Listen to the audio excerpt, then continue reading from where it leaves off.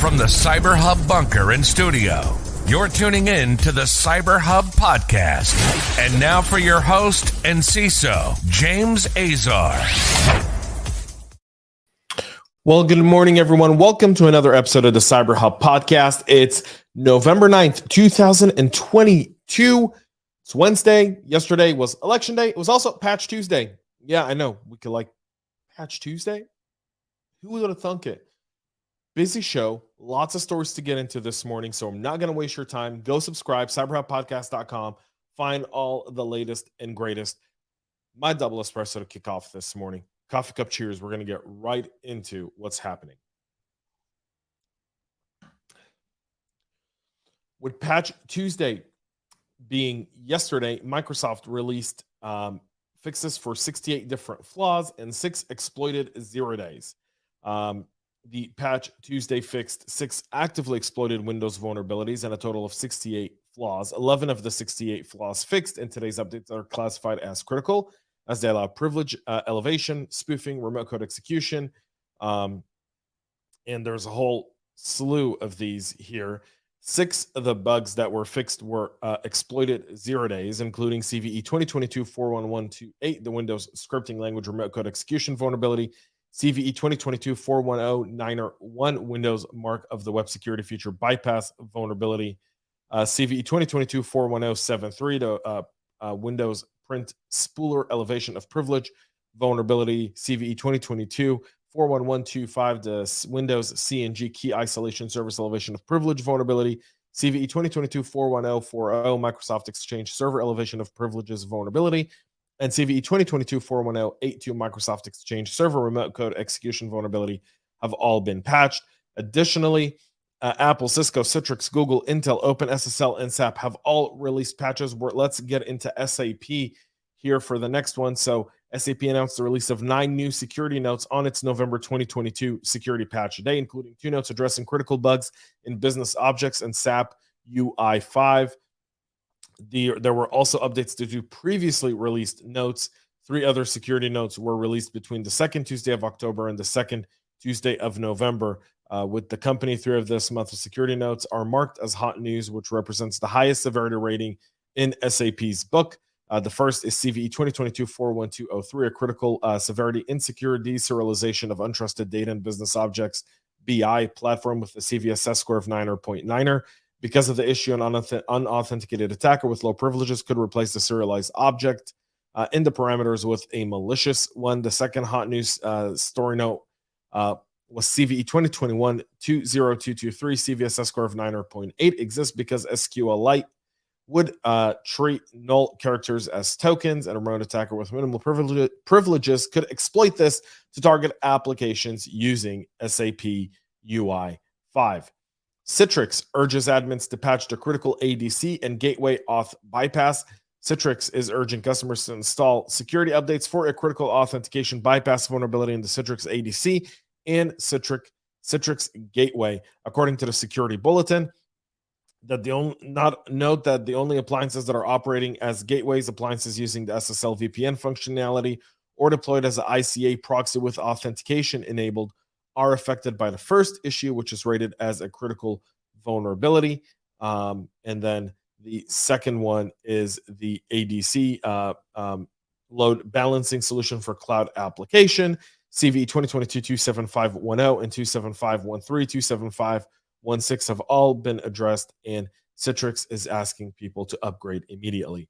On the ICS perspective, Siemens and Schneider Electric have released their Patch Tuesday advisories for November. Siemens released 9 new security advisories covering a total of 30 vulnerabilities, but Schneider has only published 1 new advisories. Of the Siemens 9 advisories, 3 describe vulnerabilities that have been rated critical vulnerabilities. 4 vulnerabilities, 1 high severity, and 3 critical flaws have been found in the SciCam Q100 power meter devices. They allow an attacker to hijack user sessions, crash the device, and execute arbitrary code.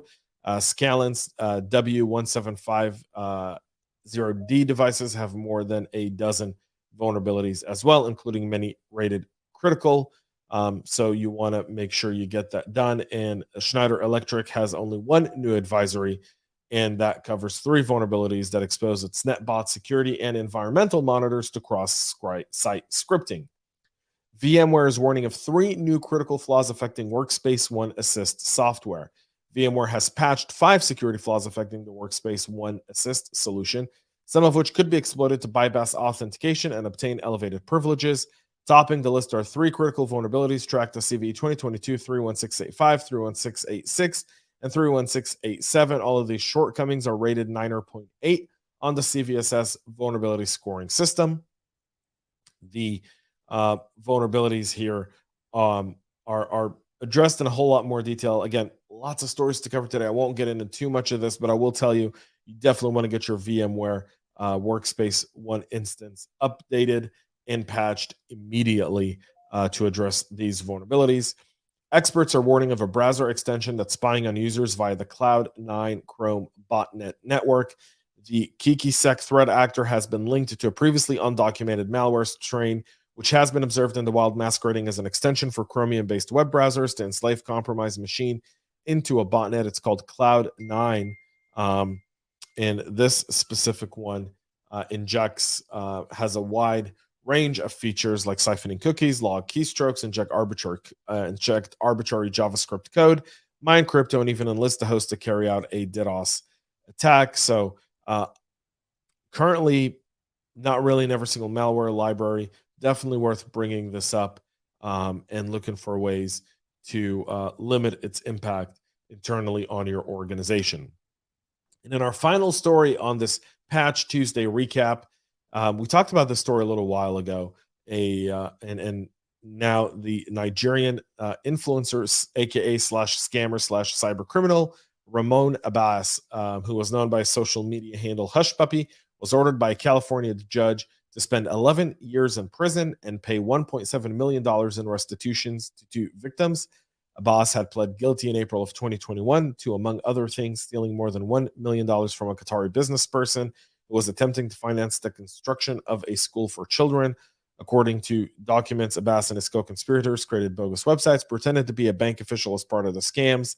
Other targets included a client of a New York law firm, a foreign financial institution, and a professional soccer club, which together caused more than $24 million in losses, according to the prosecutor. The 40-year-old used the proceeds for a lavish lifestyle on social media, including Rolls-Royce, traveling all around the world. He was arrested in Dubai in June of 2020, extradited to U.S., and reached a plea deal. And so there's that as well. Good guys finally prevail there as well, and justice is served to criminals. So something to keep in mind. Folks, that's it for our show today. We'll be back a whole lot more tomorrow to summarize this. A lot going on right now in our world of cyber. So stay tuned, patch your systems, talk to your IT administrators today, make sure everything is running smoothly as you possibly can. Remember, our time to patch these is limited at best. That's it for the show today. See y'all tomorrow. Until then, have a great rest of your day and stay cyber safe. We love feedback, so make sure to connect with us on social media and subscribe to our podcast on your favorite podcast listening platform.